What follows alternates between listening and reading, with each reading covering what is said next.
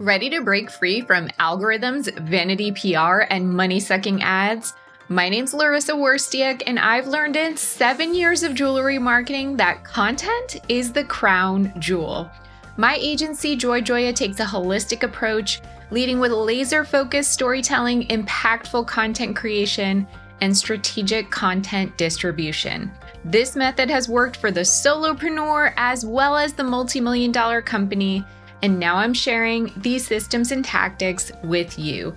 Here's to standing out in the sea of sparkle. This is episode 237, and today I'll be moving beyond all the foundational stuff we've covered so far since the beginning of the year, from shaping your brand to getting to know your audience and competition, brainstorming content ideas, and creating a content plan. Now we're going beyond the basics and getting into the nitty-gritty details of making content. In this episode and many more to come, I'm going to share with you the most effective ways to create and share jewelry content with your target audience. We'll start by exploring the best practices for creating content on your website, and we'll dive deep into this topic over the next few episodes. Not only that, but I'll also be teaching you the essentials of search engine optimization, or SEO, and e-commerce user experience. So get ready to take your jewelry marketing content game to the next level and watch your brand soar. I'll be covering, what do I mean when I say website content? Why is it so important to be a caretaker of your website content and to approach it with a strategy in mind? And how can you start improving upon your content today and as we move through the next few episodes? From now through early July of this year, I'm offering a free 6-month podcast guided program called Jewelry Marketing Jumpstart that involves weekly audio and video lessons just like this one, as well as companion PDF downloads for each new episode. This week, Jumpstart members are getting exclusive ChatGPT prompts that can help you write website content for your brand. If you haven't already signed up at joya.com/jump, then I highly recommend you stop waiting and sign up now. We're getting into go time with these hands-on lessons for jewelry entrepreneurs like you. To sign up for that free program right away and get that companion PDF download, visit joya.com/jump. Link in the show notes as well. But before we get to the solid gold, I'd like to take a moment to remind you that this podcast has both audio and video, so you can either listen on your favorite podcast platform or watch on YouTube by searching Joya. You can support the podcast for free by taking the time not only to subscribe, but also to leave a rating and review on Apple Podcasts. And if you leave a review, I might read it on a future episode, so let me know what you think about the Jumpstart program so far. Speaking of podcasts, did you know I also co-host another podcast with jewelry marketer Liz Kantner? It's called Success with Jewelry. We've already released 30 free episodes everywhere you listen to podcasts, as well as on YouTube. We also have an insider community where we share extended episodes, hands-on guidance, and a plethora of resources. Visit successwithjewelry.com to learn more. Okay, my sparklers, let's get into the next installment of Jewelry Marketing Jumpstart, all about making the most of your website content and utilizing it to its fullest potential. So first, let's tackle the first question. What do I mean when I say website content? So to preface this, I should say that if you're a jewelry brand in 2023, you need to have a website. If you don't want to sell products directly to your consumers online, then you don't necessarily need to have an e-commerce website. But if you do want to sell products online, even if you have a brick and mortar store or retail partners, then you should have an e-commerce storefront. I highly recommend Shopify for that. And if you need to back up from this episode and get more information about jewelry websites before you move forward with this episode, then I highly recommend you check out Success with Jewelry episode number 17. And I'll put that link in the show notes so that you can get up to speed. Okay, now that I got that preface out of the way, I'll be assuming that you have some sort of website, whether it's shoppable or not. And I'll be talking about all the opportunities for different kinds of content on your website. So let's get into those types of content. First, we have homepage content. The homepage is like the main first page of your website. There are plenty of opportunities for content there, including merchandised collections, more info about your brand and your values, customer service information, featured products, etc. The list is kind of endless. Think of it as if you had a brick and mortar jewelry store. It's kind of like your windows of your store, or the displays that a customer would see when they first walk in, when they get welcomed into the store. Another type of website content would be your product descriptions. And you know from listening to this podcast that the higher the price point for your jewelry, the more important the product descriptions are, because consumers really want to feel like they have all the information they need, that they're getting the value even just by looking at that product page and the product description. So your customers want a story. They want to know about the process. They want to know about the materials. And those product descriptions are an opportunity for you to offer them content. The next type of website content would be blog posts. So at the very least, for search engine purposes, and we'll be talking more about this in future episodes, so don't worry if you don't understand. But just as a general rule, from what I've seen, the effective blog posts are at least 750 words in length. The longer they are, the better they are. Google likes that even more. But I would say 750 word minimum for blog posts is a good start. And they provide extra opportunity for you to tell your brand story, share your values, talk about your products, merchandise them in unique ways, provide educational information, inform your customers about how to style the products. The possibilities are really endless. Another type of website content would be landing pages. So those are just static pages on your website that are not your homepage, they're not your product page, and they're not a blog post, which is more like a publication. They are static, they are meant to be permanent, these landing pages, and typically they cater to what the customer needs. So let's say you have a main part of your jewelry business is like wedding jewelry. So maybe you have a landing page for those people who are coming to you to buy engagement rings, to give more information about the process of choosing the setting, choosing the diamond, etc. So it speaks in the language of what that customer would need. Or maybe you have like a custom jewelry page, then that could be more information about the custom jewelry process.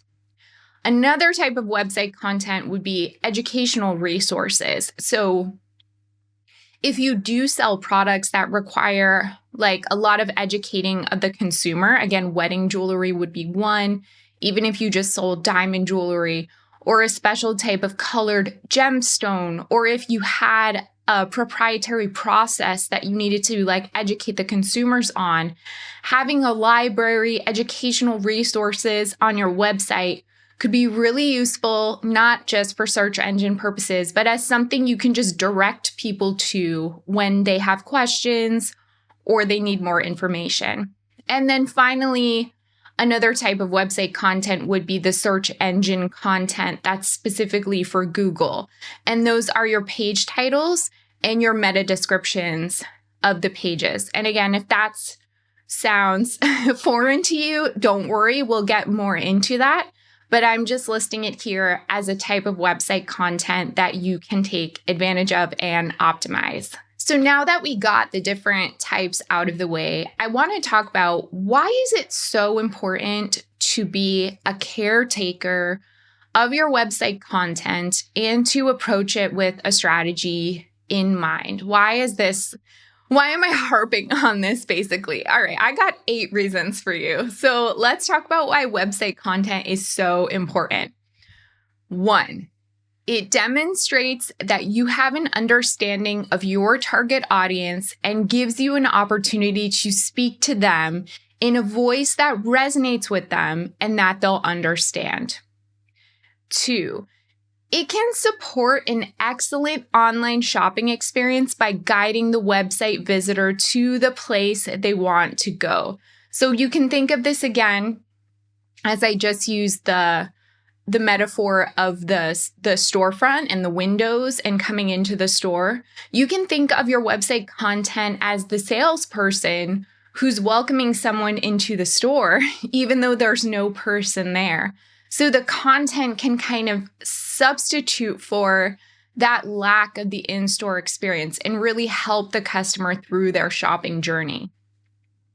Number 3, it can address needs of subsets of your target audience. So again, as I mentioned before, if you offer a wedding collection, then you'll want a landing page for that. Or if you have custom jewelry services, then you need something specific for that kind of customer. Number 4, it gives you the chance to establish yourself as an expert and an authority. It can help you educate your customers. And again, especially for those bigger ticket items that are not going to be an impulse buy. The customer's going to have questions. They're going to need to see the value before they commit to the purchase.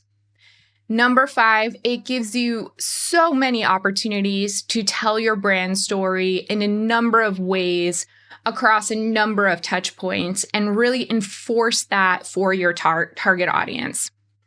Number 6, it provides you with diverse and multifaceted content that's not always just focused on product, buy me, and it gives you so much to be able to distribute on email, on social media, adding life and more dimension to your marketing efforts that are probably falling flat because all you're communicating all the time is just buy me, which gets old very fast. And that is when your target audience is going to tune out.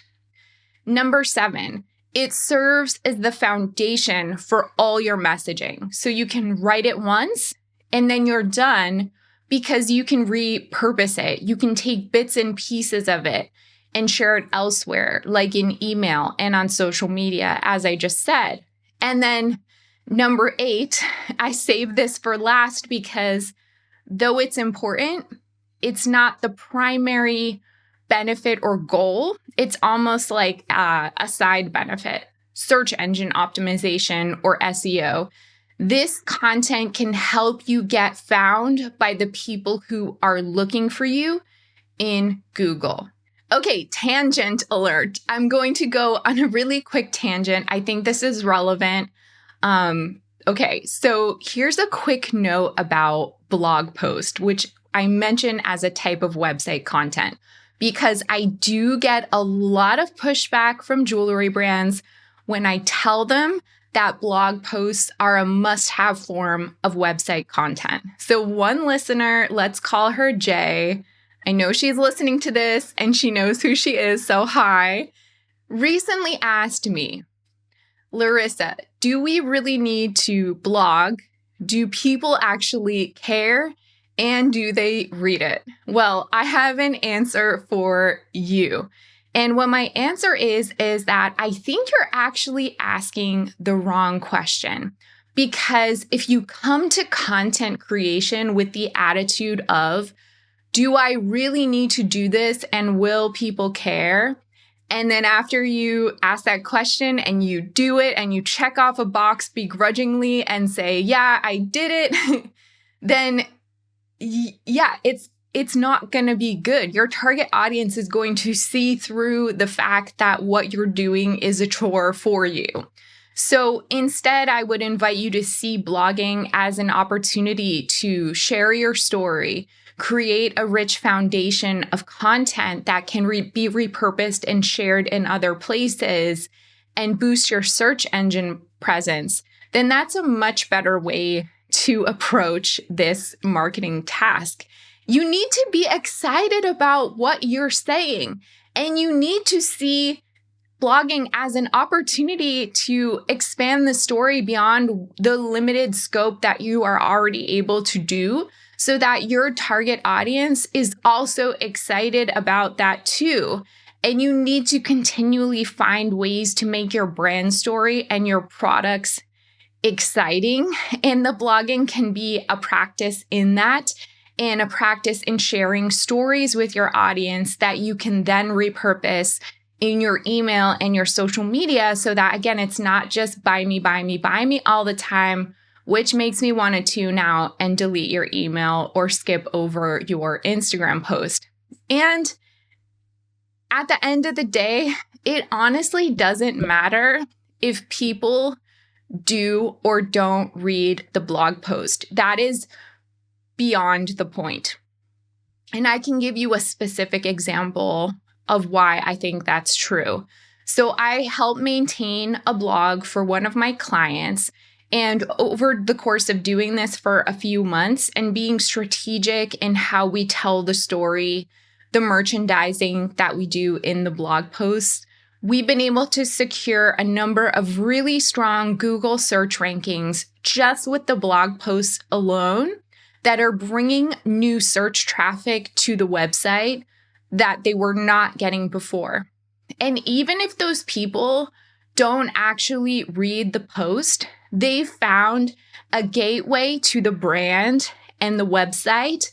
They have found this client, and they would not have discovered them otherwise. I mean, maybe, but probably not. So if you are blogging and doing it strategically and getting those posts to rank in search engine results, and then in the blog posts themselves, you're doing a good job of following practices of readability, adding photos, adding product links, adding calls to action, then you've just provided the website visitor an entry into your online store.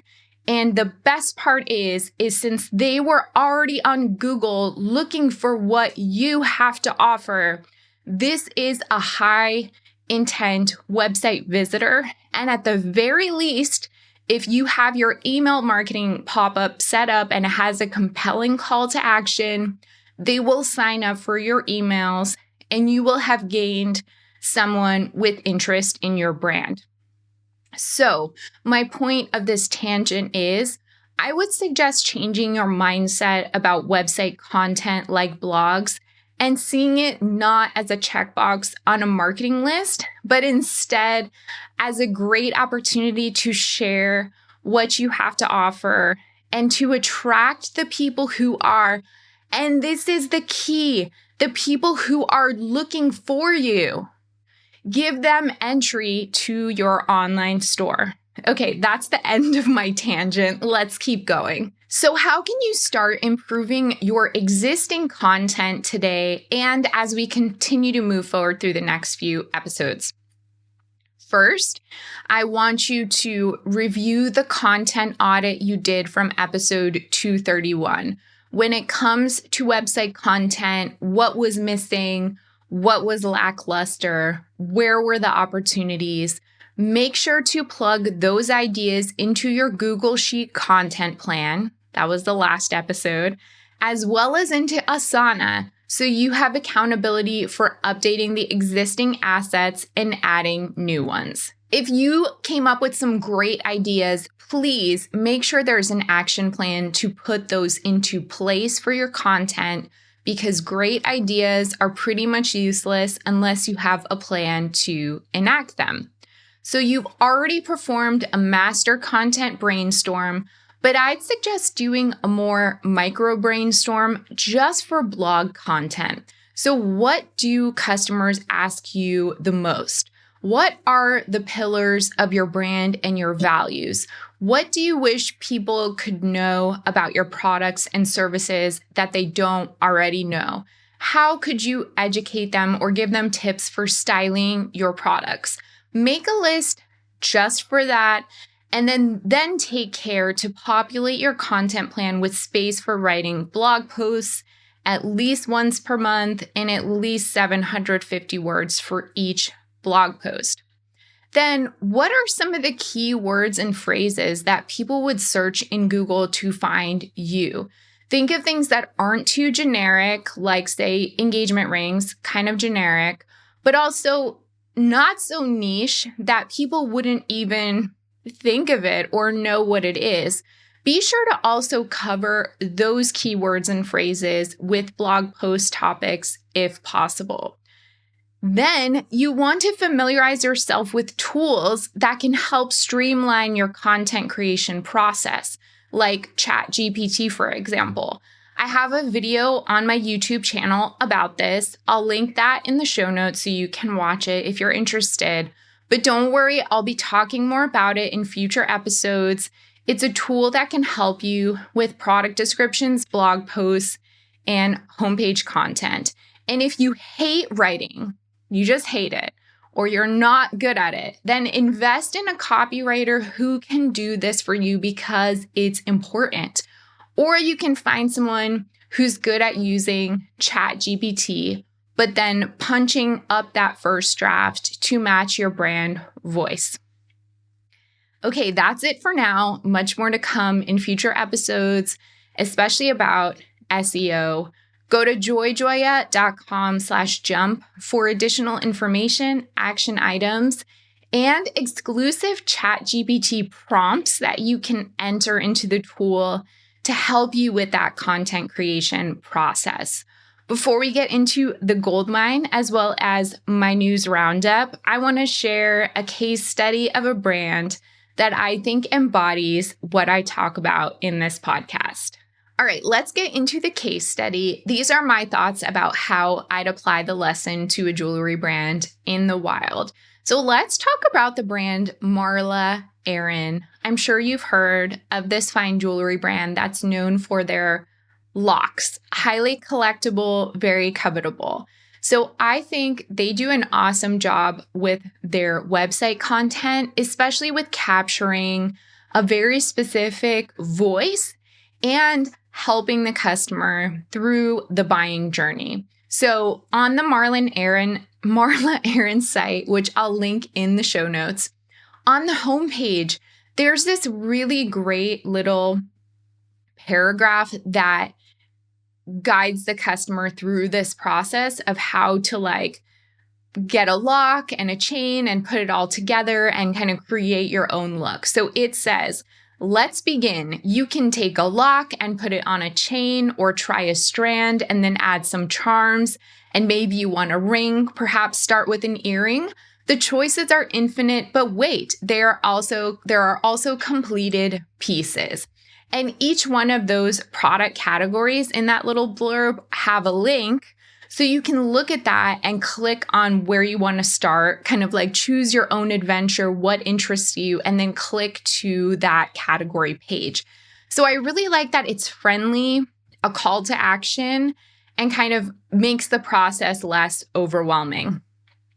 Also on the homepage, they have a call to action to join email. And it says, emails are boring. We try not to be. And then there's a call to action to sign up. I love that it's really straightforward, no frills, fun, friendly, unique, definitely feels personal. And then there's a page called The Guide to It All. So if you're new to this brand, you might feel overwhelmed by how to get started. There are so many different approaches to kind of building your look or your collection with the locks. So there's a really great sentence that is from Marla's voice, and it feels so personal. It says, the locks were the original concept for the entire collection. Once I realized that I could morph the shape of a hardware store carabiner in a myriad of ways, the collection became a reality. People often ask me, which one is the one to own? And I honestly can't say. I'm partial to every single one of them. They are all solid and strong and crafted by hand and can be worn in infinite ways. Here you will see lots of versions of the locks, but you may have something else in mind, and we love that too. And then they have illustrations of the locks that make it feel like you're looking at the designer's own sketchbook.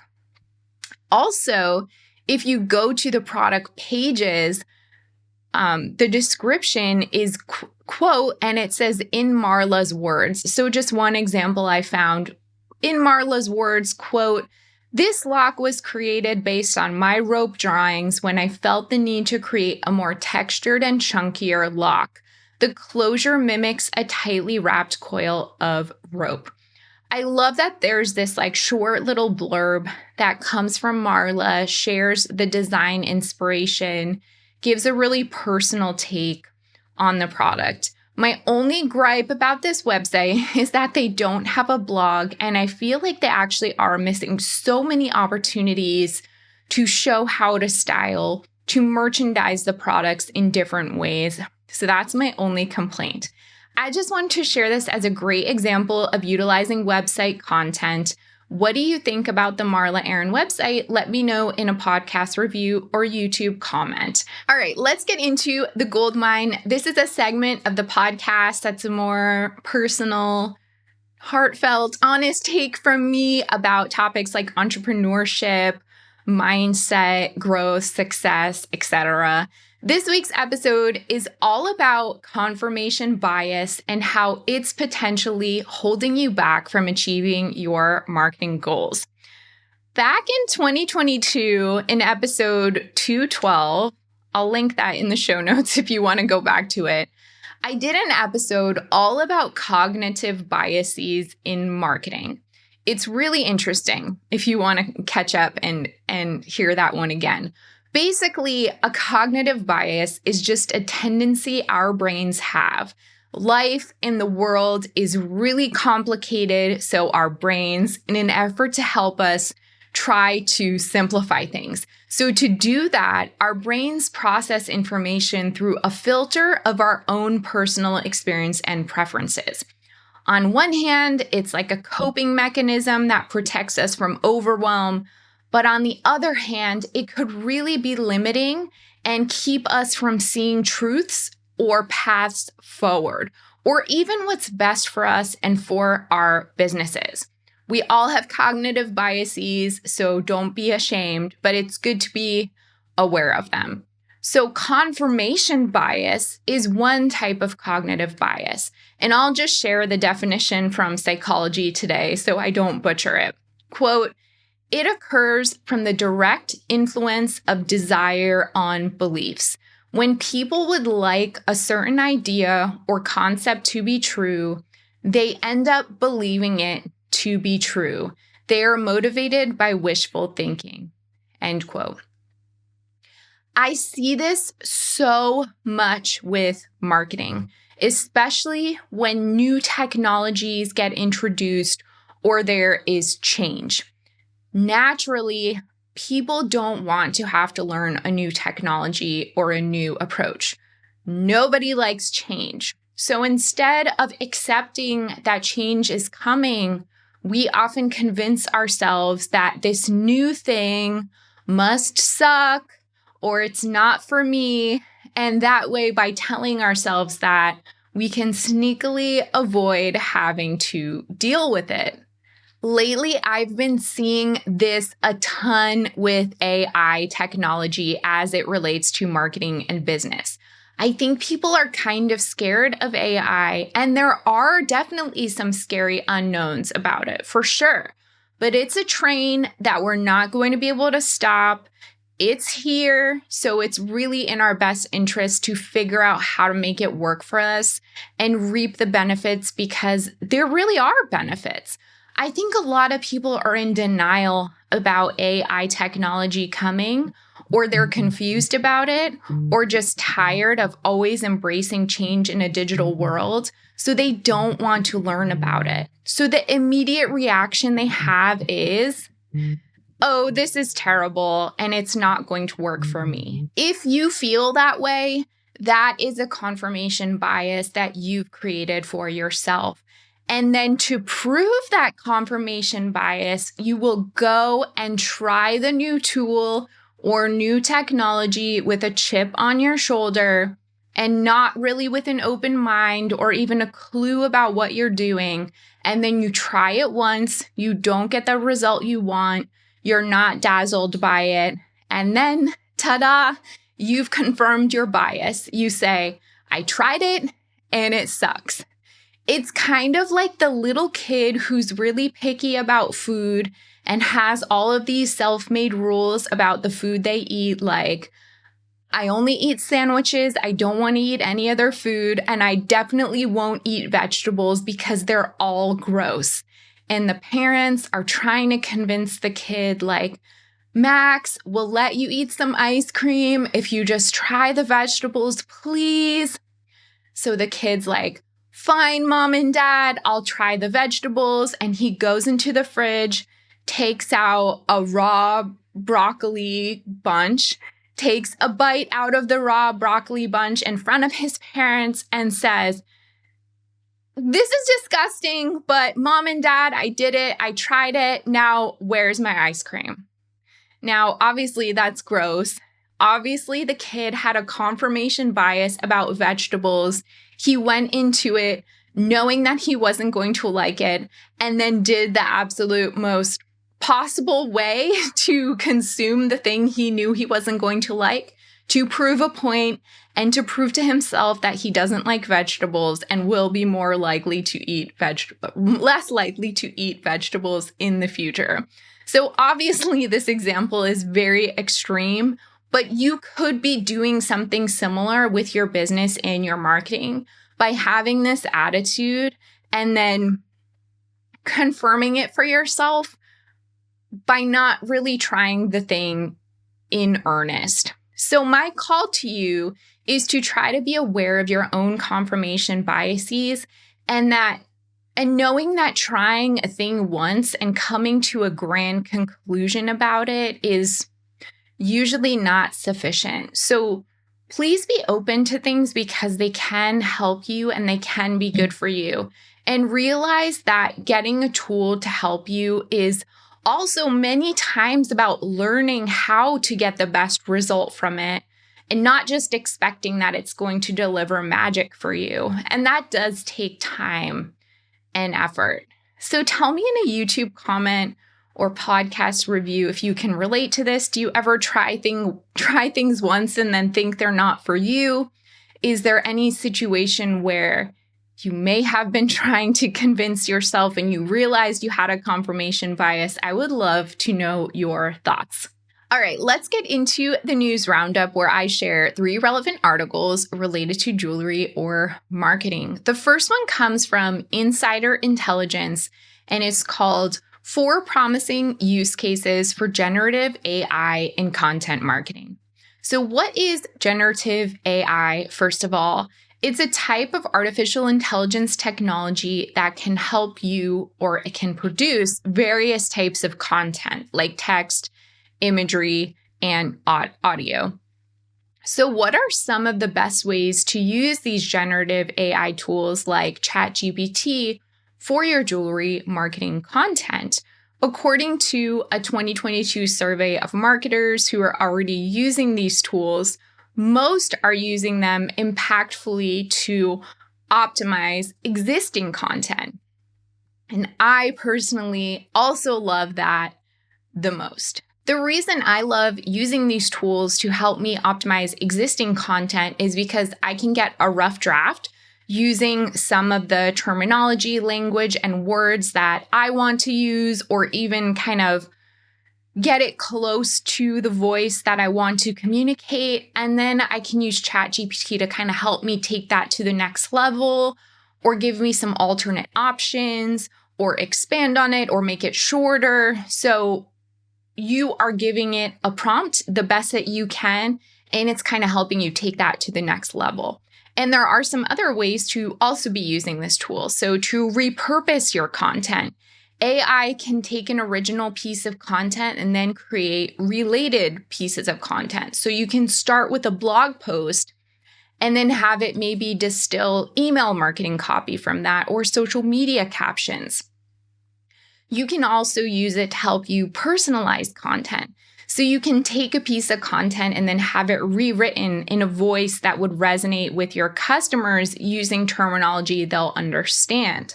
You can use it to create high-ranking content. So AI tools can help you research and generate keywords to include in your content for SEO purposes. And you can also use it to help you test content. So if you do A/B testing with your email marketing or with your website content, AI tools like ChatGPT can help you come up with variations of something so that you can see what performs better with your customers. My main takeaway is, as I mentioned earlier, if you're nervous about AI tools or don't understand them, start by getting creative about the ways that they can help make your life easier when it comes to marketing. Just playing around with a tool like ChatGPT and spending some time experimenting with it can give you new ideas and open new possibilities for you. The next article comes from Elle, and it's called "What is Quiet Luxury and Why is the Trend Louder Than Ever?" I believe I mentioned a New York Times article in a news roundup in another recent episode about this topic, but I saw it again in Elle this time and wanted to highlight it. So quiet luxury is a trend I think you should know even if you're not a trend-driven brand. It emphasizes understated elegance and subtle sophistication, and it's driven by the consumer's desire for timeless, well-made pieces that they can wear for years, rather than disposable, trend-driven fashion. So for someone who embraces quiet luxury, they would have key pieces like tailored separates, classic coats, and fine jewelry with clean lines and minimal detailing. And then sustainable materials are also super important because those who embrace quiet luxury have a growing concern for the environment and ethical production. So obviously, these quiet luxury brands prioritize quality and craftsmanship over quantity and mass production. And according to this article from Elle, it seems to be particularly appealing to older consumers who value quality and durability over fast fashion. So that it's more thoughtful, more sustainable, prioritizes quality, celebrates the beauty of understated elegance. Main takeaway. Again, even if you're not a trend-driven jewelry brand, you may want to consider how to take bits and pieces of this concept that already exist for you. So if you cater to older customers, think about how they may prefer some aspects of quiet luxury. Even if they're not like the aesthetic design aspects, maybe they're the aspects related to production and sustainability. Are you already doing some of these things without necessarily calling them quiet luxury? And can you amplify them to kind of appeal to this growing movement of consumers who are seeking these things? And then my last article comes from, I'm going to butcher the name, L'Officiel Singapore, and it's called Hermes Fit, the amalgamation of fitness and luxury fashion. So this is a really creative brand activation. And if you don't know what that means, check out my interview with Emma Morgan. That's episode 219. Put the link in the show notes. This example with Hermes is such a fun way to reach perhaps a new customer or to appeal to a new side of their target customer. So Hermes is elevating the luxury fashion experience with Hermes Fit, an interactive platform that allows customers to engage with the brand's iconic accessories. Following successful events in Tokyo, New York, and Sydney, they're bringing this personalized fitness experience to Singapore. So Hermes Fit is incorporating iconic accessories as alternative tools for physical training. This is a really fun and creative merging of conventional workout culture with luxury fashion. So adorned with Hermes's signature motifs and painted in the trademark orange hue, there's this pop-up gym, I guess, that features a custom designed wall of Hermes barbells and kettlebells. And there are fitness classes, including belt stretching, which is a flex class with Hermes belts as alternatives for resistant bands, ballet arms with bracelets, and shoes hit, a cardio-based workout using Hermes shoes as weights, and more. Like, yes, please. It makes working out more fun and fashionable. It's a little bit tongue-in-cheek. My main takeaway is, have you ever thought about appealing to your target audience through a unique event or out-of-box experience?